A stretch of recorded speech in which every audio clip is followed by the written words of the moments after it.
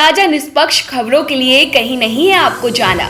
प्रतिपक्ष संवाद का काम है सच्चाई आप तक पहुंचाना।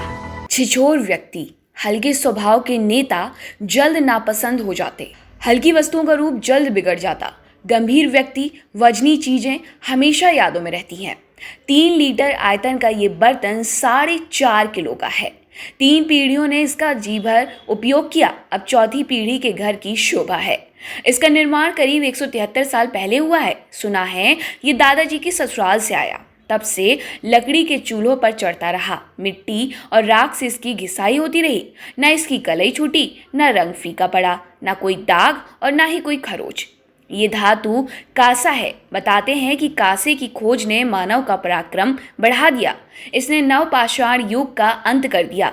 खेती के साथ मानव सभ्यता का इतिहास शुरू हुआ। प्राक काल से लेकर अब तक इस धातु का उपयोग कम ना हुआ। हड़प्पा, मोहनजोदड़ो की खुदाई हो या सुमेर, मिस्र, ईरान, चीन की प्राचीन सभ्यताएं, हर जगह इसकी कारीगरी के नमूने मिले हैं। बर्तन, औजार, आभूषण, मशीन, मूर्तियों में इसका खूब उपयोग हुआ।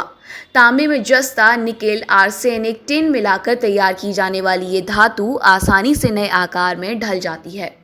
हर कालखंड में धातुकर्मियों की मेधा और तकनीकी क्षमता ने मानव जीवन सुखद बना दिया। भारत में हर जगह धातुओं को विविध आकार दिए गए। उत्तराखंड का अल्मोड़ा शहर तांबे के बर्तनों की सुंदरता के लिए मशहूर हुआ। इसे ताम्र नगरी के नाम से भी जाना गया। यूपी के मुरादाबाद शहर के पास पीतल के बर्तनों की खास नक्काशी ने इसे पीतल नगरी का नाम दिया। विशेषज्ञ बताते हैं उत्तराखंड के कुमाऊं में करीब 15वीं ईसा पूर्व ताम्र संचय की संस्कृति विकसित हुई। यहाँ मनुष्यों ने तांबे से उपकरण और हथियार बनाने शुरू किए थे। कई स्थानों में तांबे की बनी मानव आकृतियां, बर्तन और उपकरण मिले। चंद और गोरखा शासन में यहाँ तांबे का बड़ा कारोबार था। पुरातत्वविदों को पिथौरागढ़ जिले के बनकोट, नैनी पाताल में भी ताम्र उपकरण मिले। बागेश्वर जिले की खरईपट्टी, सल्ला, कफड़ खान, राई आगर, बोरा आगर, अस्कोट, रामगढ़ इलाके में तांबे की खानें थीं। बाद में अंग्रेजों ने तांबे की खानों पर रोक लगा दी। दुर्गम पर्वतीय इलाकों के पारंगत शिल्पकारों ने हजारों साल पहले तांबे में अन्य धातुएं मिलाकर कांसे का निर्माण भी किया। इस धातु की सुंदर सफेदी लिए बर्तन और मूर्तियां प्रसिद्ध थीं। तांबे के कई कुंटल वजनी बर्तन शादी समारोहों में आज भी उपयोग में लाए जाते हैं।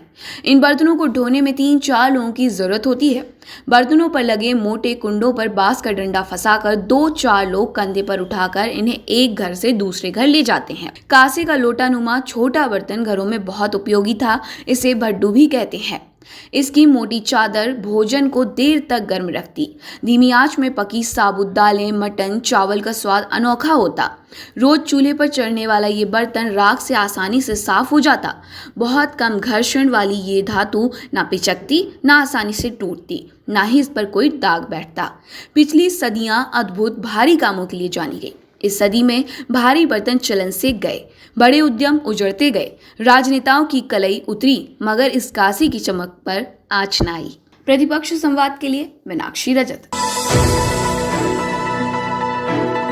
अब हल्द्वानी में आपके लिए हम लाए हैं जीनियस प्लेसमेंट कंपनी। अब नहीं होगा भविष्य खराब, जीनियस प्लेसमेंट कंपनी है आपके साथ। अगर आप में है कैरियर बनाने का जज्बा तो प्रतिष्ठित स्कूल में हम दिलाएंगे जॉब्स। जीनियस प्लेसमेंट कंपनी से संपर्क करने के लिए स्क्रीन पर दिए गए नंबर्स पर कॉल करें या फिर दिए गए मेल आईडी पर अपना रिज्यूमे भेजें। है जज्बा तो हुनर को मिलेगी पहचान। Genius placement company.